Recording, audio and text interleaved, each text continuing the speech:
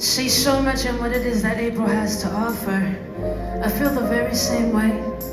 And so when I got the call, I was in Los Angeles, and I decided that I would absolutely be there before I understood exactly what it entailed.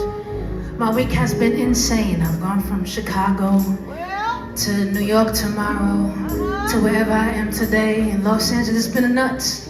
But I knew that there was something to plan right here in Atlanta, so I'm so glad to be before you. Yes, God. I just want to sing a little something Acapulco. What a friend we have in Jesus. All our sins and griefs are bare. What a privilege to carry everything to God in prayer. Oh, what peace we often forfeit. Oh, what pain we often bear. All because we do not carry everything to God in prayer.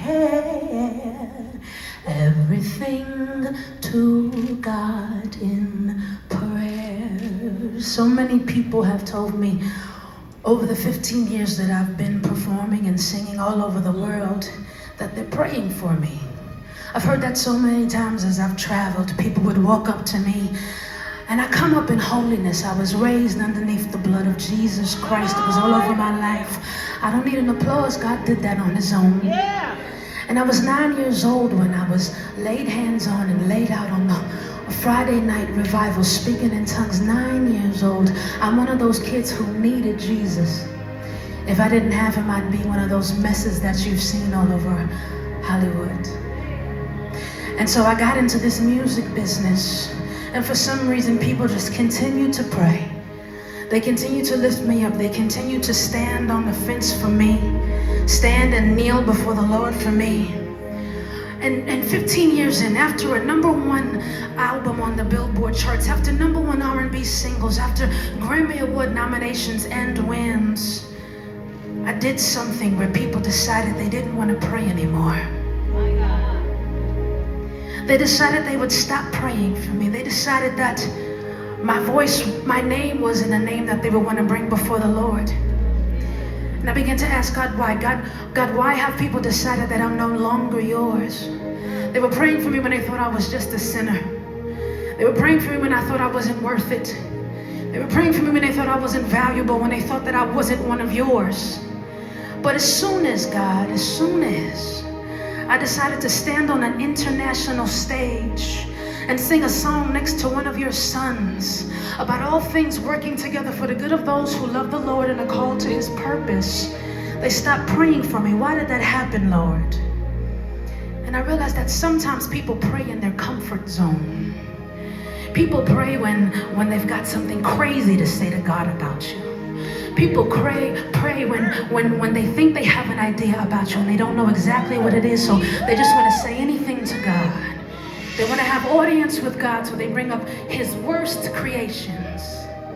But as soon as you stand up for him, all of a sudden, it feels like nobody is praying anymore. And in that moment, I had to learn how to pray for myself like never before in my life. Now, I was raised in New York City and in this Hollywood.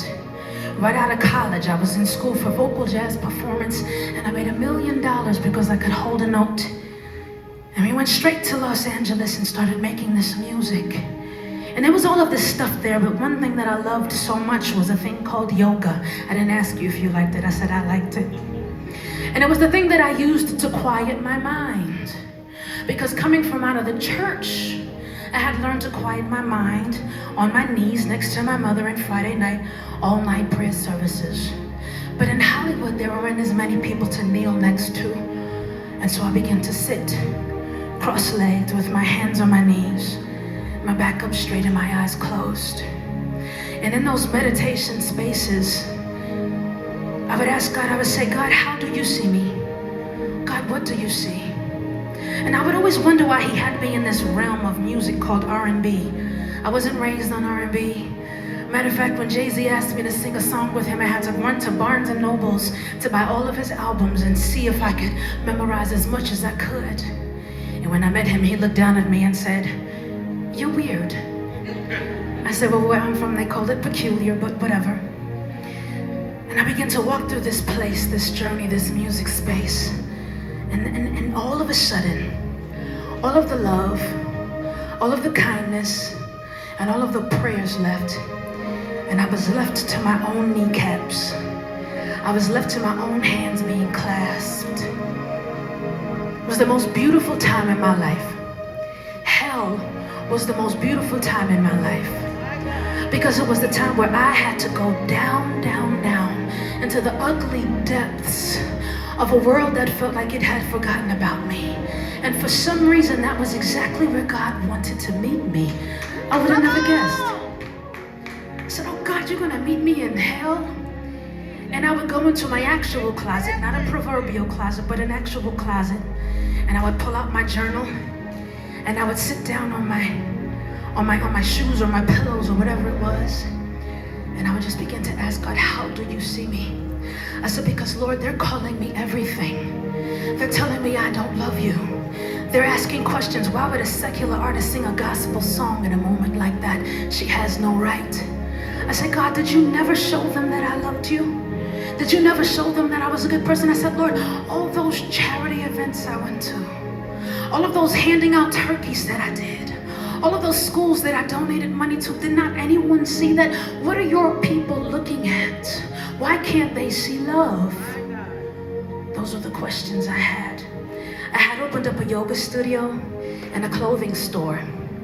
And I walked into my yoga studio, and the person I'd opened up the clothing store with walked into the clothing store. And she said, "Is this Chrisette Michelle's clothing store? Are these her clothes?" He said, "Yes." She said, "Well, I'm not buying none of it." And he said, "Well, why?" He said, "When you see Chrisette Michelle, you tell her that Travis Green had every right to stand on that stage, but she didn't."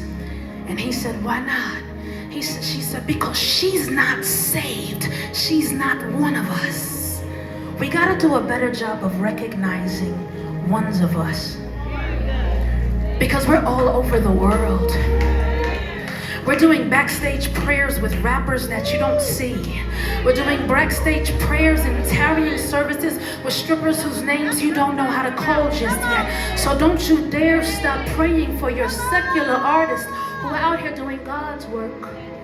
For real, for real. Now, I got the opportunity to stand in front of millions and humiliate myself so that I could go to hell and be reminded of who God called me to be. But on my way back up and out of hell, I want you to know one thing is for sure. I never stopped praying. I never stopped praying for us as a community. I never stopped praying for us as a people. But my biggest prayer, and I don't talk like this very often, but my biggest prayer is that we begin to recognize love in each other.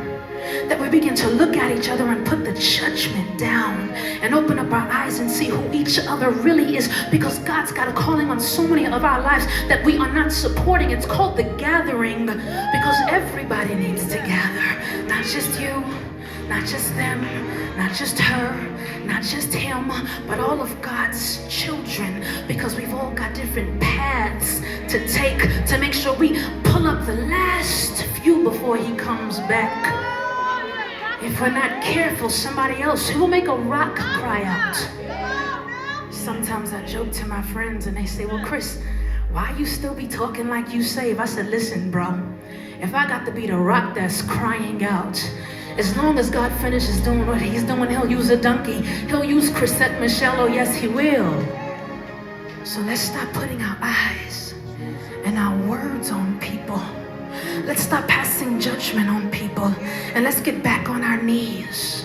My favorite thing to say, my definition of prayer is God's perception of the situation I'm looking at. Lord, what do you see in this situation? Lord, what do you see in this person? Because my Ephesians 4 responsibility is to recognize what God sees in you. That's what I'm here for. That's true sisterhood. That's true brotherhood. So I don't got no gospel voice. Matter of fact, I don't even feel like I got no R&B voice, to be honest. I'm a jazz head. But I sing, oh, because we do not carry